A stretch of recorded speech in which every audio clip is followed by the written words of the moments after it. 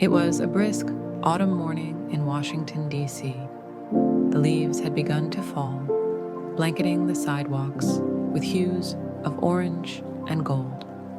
Barack Obama, no longer the president but still carrying the aura of a leader, decided to step out for a walk. He enjoyed these solitary moments where the world around him seemed to quiet down, letting him reconnect with the people and places that grounded him.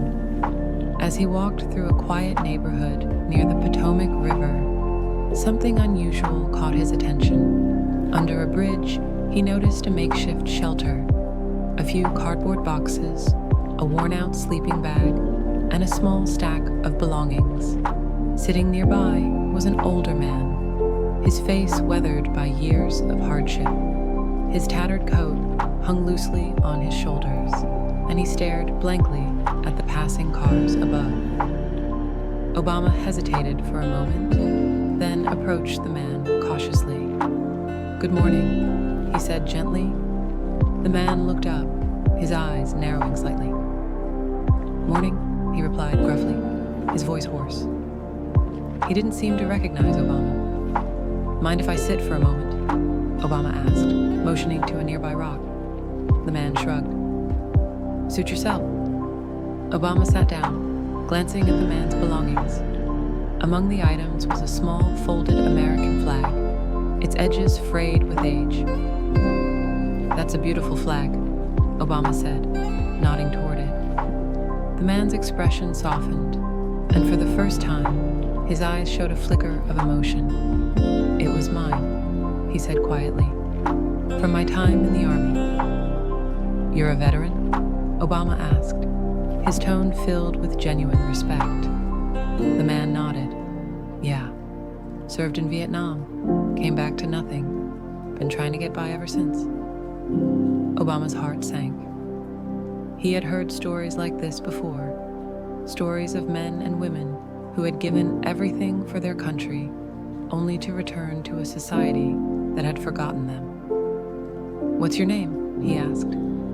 "Thomas," the man replied. "Thomas Gentry." "Well, Thomas, it's an honor to meet you. My name's Barack," Obama said, extending his hand.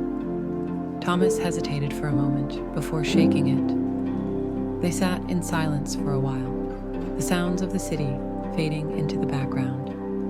Finally, Obama asked, "Thomas, have you been able to get any help from the VA or anyone else?"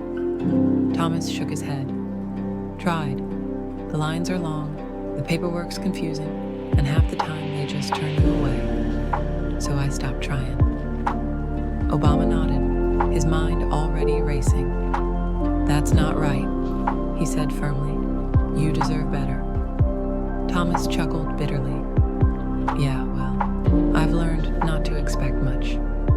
Obama leaned forward, his expression resolute. "Thomas, you fought for this country.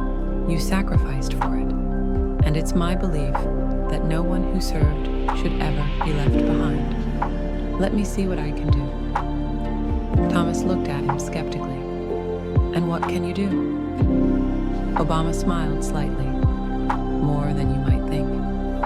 He pulled out his phone and dialed a number. "Margaret," he said when his assistant answered, "I need you to connect me with someone at the Department of Veterans Affairs. It's urgent." After a brief conversation, Obama hung up and turned back to Thomas. "We're going to get you some help. But first, how about we get you a warm meal?" Thomas hesitated, then nodded. "I won't say no to that." Obama helped Thomas gather his belongings, and together they walked to a nearby diner.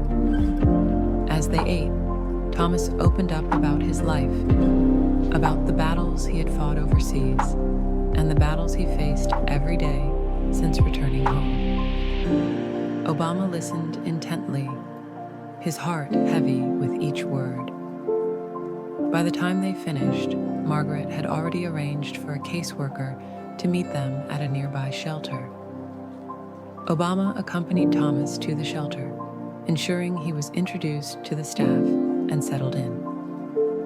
caseworker, a kind woman named Lisa, promised to help Thomas navigate the system and secure permanent housing and medical care. Before leaving, Obama sat with Thomas one last time. "Thomas," he said, "you matter. Your service matters. And I want you to remember that you're not alone. There are people who care about you, and I'm one of them." Thomas looked down at the table, his hands trembling slightly. "You didn't have to do all this," he said softly. "Yes, I did," Obama replied, "because it's the right thing to do." As Obama walked back into the crisp autumn air, he felt a quiet sense of fulfillment. Helping Thomas was just one small act, but it was a reminder of the larger mission, to ensure that no one, especially those who had given so much, was left behind. And for Thomas, it was the beginning of a new chapter, a chance to rebuild, to heal, and to believe once more that his life had value.